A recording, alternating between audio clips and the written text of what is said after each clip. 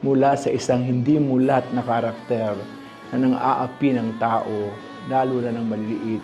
Siya'y umusbong at naging tagapagtanggol ng mga naapi. Naghahanap din ng katotohanan. Ang karakter ni Rhoda, kagaya ng paghahanap ko bilang tao. Malinaw ang pinaglalaban ng kwento ng Batang Quiapo. Dapat ilantad ang katotohanan. Dapat parusahan ang mga nang-aapi. Dapat mapapunta sa bilangguan ang dapat mapapunta sa bilangguan at dapat i-release o palayain ang mga dapat palayain na walang kasalanan. Yon ang ipinaglalaban ng Batang Quiapo. Ang sabihin din ang totoo. Ang pumanig sa napakaraming mga mahihirap. Ang pumanig sa mga naaapi.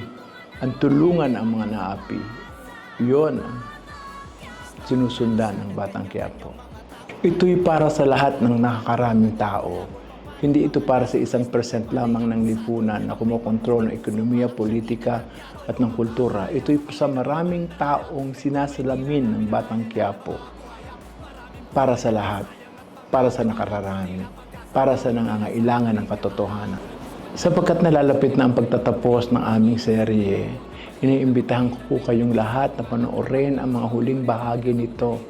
Marami pong suspense at marami pong maibubunyag na hindi nalalaman ng tao. Marami pong twists and turns na makikita nyo sa kwento. Panoorin nyo po ang Batang Quiapo sa kahuli-huli ang mga sandali ng pagpapalabas nito. Maraming pong salamat sa inyong pagtangkilik. Salamat po. FPJ's Batang Quiapo.